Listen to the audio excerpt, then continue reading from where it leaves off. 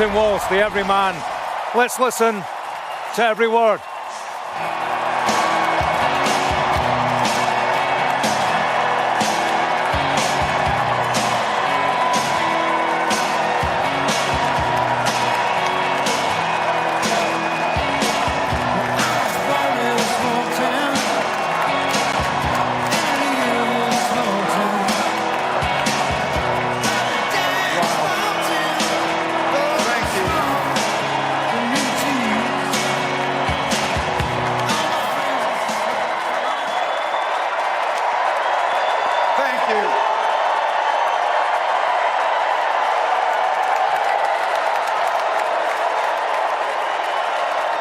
Thank you.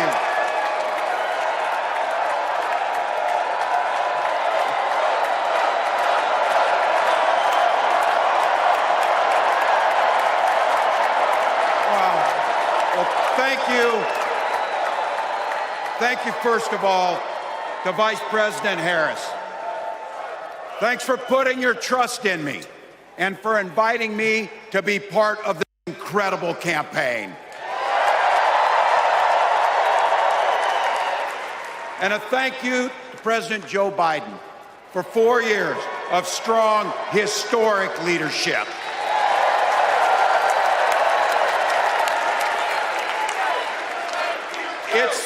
It's the honor of my life to accept your nomination for Vice President of the United States.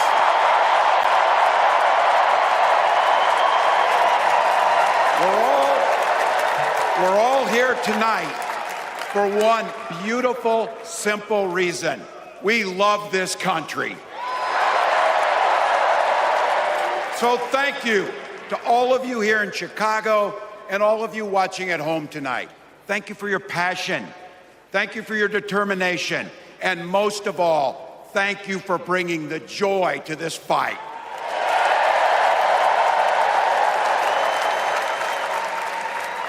Now, I grew up in Butte, Nebraska, a town of 400 people. I had 24 kids in my high school class, and none of them went to Yale. But I'll tell you what, growing up in a small town like that, you learn how to take care of each other. That family down the road, they may not think like you do. They may not pray like you do. They may not love like you do, but they're your neighbors. And you look out for them, and they look out for you. Everybody belongs, and everybody has a responsibility to contribute. For me, it was serving in the Army National Guard. I joined up 2 days after my 17th birthday, and I proudly wore our nation's uniform for 24 years. My dad, a Korean War-era Army veteran, died of lung cancer a couple years later. He left behind a mountain of medical debt. Thank God for Social Security survivor benefits. And thank God for the GI Bill that allowed my dad and me to go to college, and millions of other Americans. Eventually, like the rest of my family, I fell in love with teaching. Three out of 4 of us married teachers. I wound up teaching social studies and coaching football at Mankato West High School. Go Scarlets! We ran a 44 defense. We played through to the whistle on every single play, and we even won a state championship. Never closed the yearbook, people. But it was those players and my students who inspired me to run for Congress.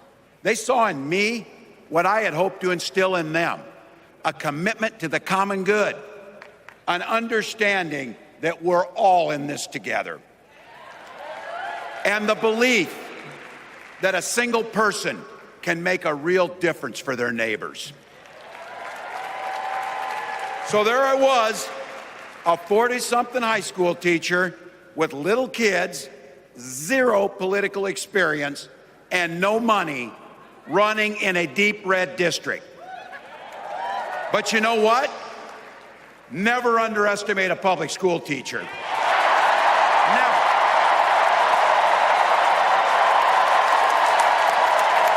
I represented my neighbors in Congress for 12 years, and I learned an awful lot. I learned how to work across the aisle on issues like growing the rural economies and taking care of veterans. And I learned how to compromise without compromising my values. Then I came back to serve as governor, and we got right to work, making a difference in our neighbors' lives. We cut taxes for the middle class. We passed paid family and medical leave. We invested in fighting crime and affordable housing. We cut the cost of prescription drugs and helped people escape the kind of medical debt that nearly sank my family. And we made sure that every kid in our state gets breakfast and lunch every day. So while other states were banning books from their schools, we were banishing hunger from ours.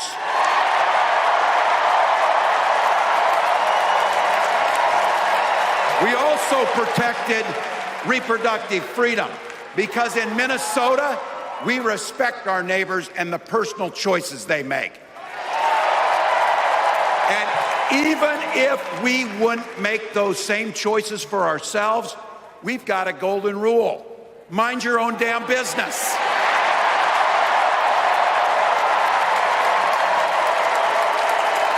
And that includes IVF and fertility treatments.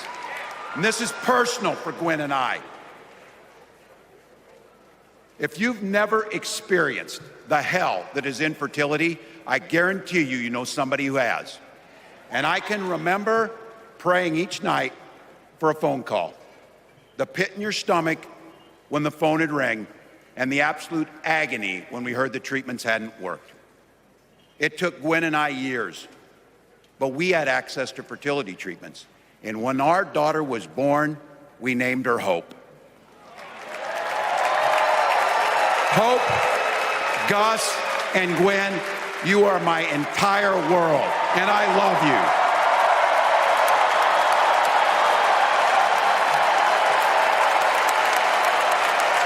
I'm letting you in on how we started a family because this is a big part about what this election is about. Freedom. When Republicans use the word freedom, they mean that the government should be free to invade your doctor's office. Corporations free to pollute your air and water. And banks free to take advantage of customers. But when we Democrats talk about freedom, we mean the freedom to make a better life for yourself and the people that you love. Freedom to make your own health care decisions. And yeah, your kids' freedom to go to school without worrying about being shot dead in the hall. Look, I know guns. I'm a veteran. I'm a hunter. And I was a better shot than most Republicans in Congress, and I got the trophies to prove it. But I'm also a dad. I believe in the Second Amendment, but I also believe our first responsibility is to keep our kids safe.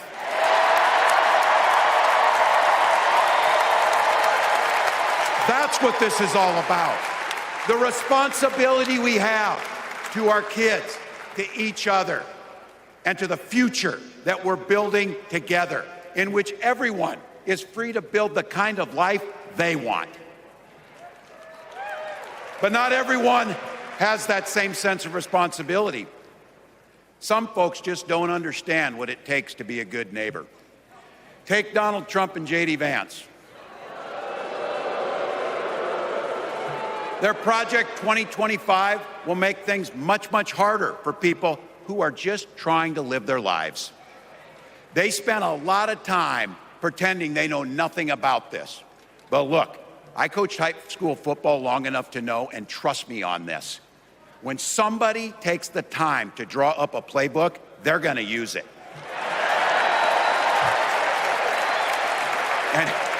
And we know if these guys get back in the White House, they'll start jacking up the costs on the middle class, they'll repeal the Affordable Care Act, they'll gut Social Security and Medicare,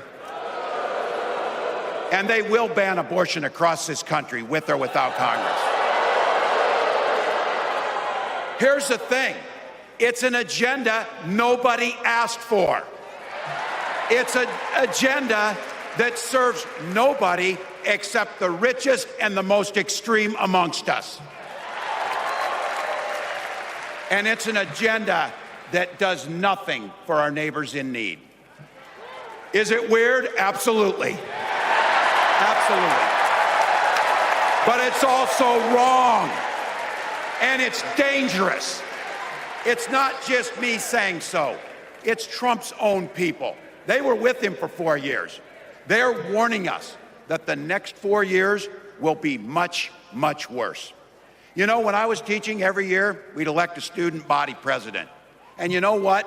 Those teenagers could teach Donald Trump a hell of a lot about what a leader is. Leaders don't spend all day insulting people and blaming others. Leaders do the work. So I don't know about you, I'm ready to turn the page on these guys. So go ahead, say it with me. We're not going back.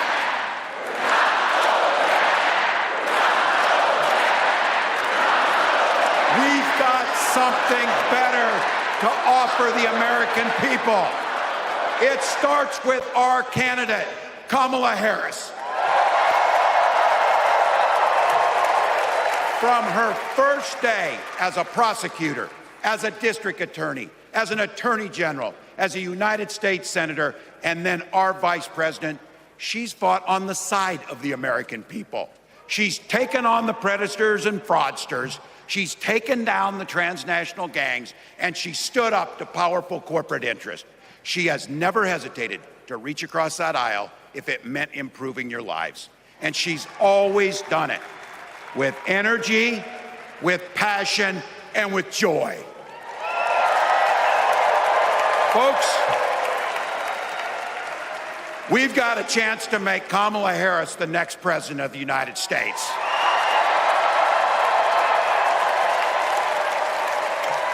But I think we owe it to the American people to tell them exactly what she'd do as president before we ask them for their votes. So here, this is the part, clip and save it and send it to your undecided relatives so they know. If you're a middle-class family or a family trying to get into the middle class, Kamala Harris is going to cut your taxes. If you're getting squeezed by prescription drug prices, Kamala Harris is going to take on Big Pharma. If you're hoping to buy a home, Kamala Harris is going to help make it more affordable.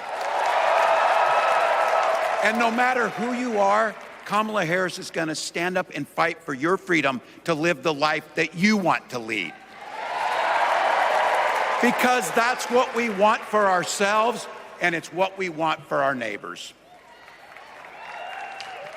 You know, you might not know it, but I haven't given a lot of big speeches like this. But I have given a lot of pep talks. So let me finish with this, team. It's the fourth quarter. We're down a field goal, but we're on offense and we've got the ball. We're driving down the field. And boy, do we have the right team. Kamala Harris is tough. Kamala Harris is experienced, and Kamala Harris is ready. Our job Our job for everyone watching is to get in the trenches and do the blocking and tackling. 1 inch at a time, 1 yard at a time, 1 phone call at a time, 1 door knock at a time, 1 $5 donation at a time. Look, we got 76 days. That's nothing. There'll be time to sleep when you're dead. We're going to leave it on the field. That's how we'll keep moving forward. That's how we'll turn the page on Donald Trump. That's how we'll build a country where workers come first. Healthcare and housing are human rights. And the government stays the hell out of your bedroom.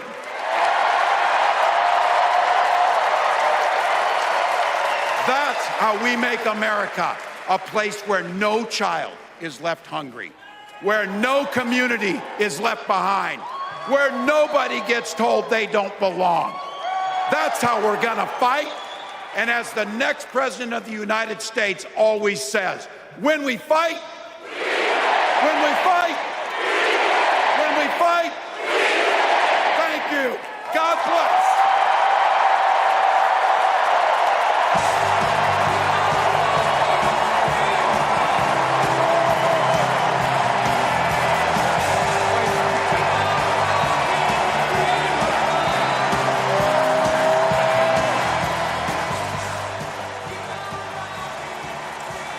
Well, there you go. Tim Walz, the man who could and would be vice president should Kamala Harris win the U.S. presidency, has delivered the keynote address today, 3 of the Democratic National Convention, the biggest speech so far of his political life. He's on stage, surrounded by his family. He referred to them in the course of his address, talking about how IVF enabled the birth of his daughter. The camera duly cut to the youngster in tears.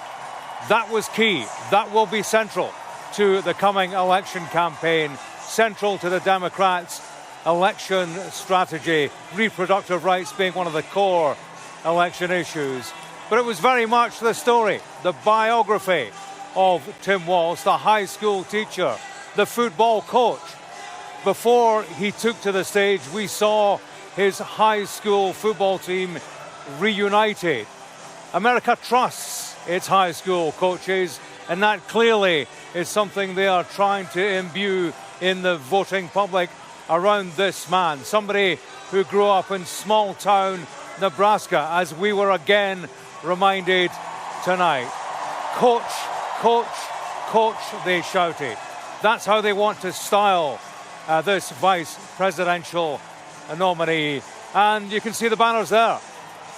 Coach, they say, as Tim Walz and family take the applause of some 5,000 gathered inside this arena. I'm joined by my colleague and US correspondent, Martha Kellner. Martha, what do you make of what we're seeing and what we heard? A hugely generous reception to Tim Walz's speech inside this hall. Many people holding up Coach Walz signs, and I think this has been about underscoring what an ordinary man that he is. He was introduced by Senator Amy Klobuchar as a dad in plaid, and this was a mainly biographical speech. This is a national audience that is still getting to know this vice presidential nominee. He's only been Kamala Harris's running mate for 15 days now. Lots of people beyond Minnesota, where he's the governor, didn't have any idea who Tim Walz was or what he stands for. So I think this tour over the last 2 weeks, which led to this evening, has been about introducing himself to people who don't know who he is. And I think what's really interesting, and we were reflecting on this earlier, is who they are trying to reach with the selection of Tim Walz. Kamala Harris could have gone with 3 other men that we've heard speak tonight: the Pennsylvania governor, Josh Shapiro, the Maryland governor, Wes Moore, or the transport secretary, Pete Buttigieg. all would have been very credible running mates. They are perhaps more slick political performers, orators in the style of Barack Obama. But Tim Walz has a delivery that's incredibly likeable. You know, he is a genial fellow, and I think that came across in his speech tonight, James. Yeah, and he did speak politics as well as the personal story, didn't he? I suppose one of the difficulties for him is to establish his credentials as a serious politician who can do a serious job. And it's a challenge for him and Harris as well, which is why I think we've had Clinton tonight, Obama yesterday, the party establishment getting behind these two fresh faces, the newly minted ticket. And this business of reproductive rights, we saw quite a scene actually when Tim Walz spoke about the birth of his daughter thanks to IVF. Cut to the kids, daughter was tearful, his son was on his feet. That's my dad, that's my dad. I mean, a contrast actually between that family scene and the Trump family scene, albeit, you know, Trump's offspring are much older, but quite a scene, wasn't it? And we talk about normality, they seem a normal family. Yeah, and they do look like an ordinary family. They look like a family that could be mirrored across America.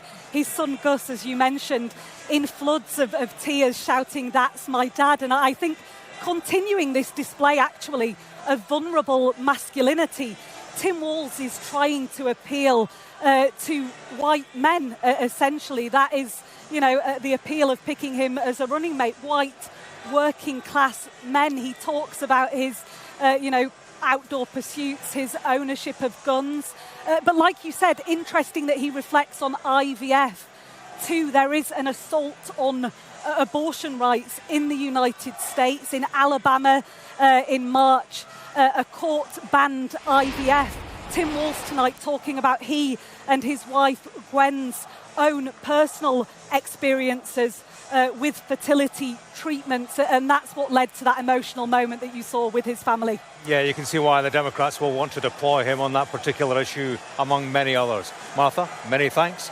Day 4 to come, of course, and that will be finished by the keynote address of the woman at the centre of all of this. A big night here, a big night of showbiz, certainly a big night for Tim Walz, who had to deliver on what was the biggest political speech of his career so far. Kamala Harris faces a similar challenge tomorrow when she wraps up this conference, and we'll bring you every word of that, of course, 24 hours from now.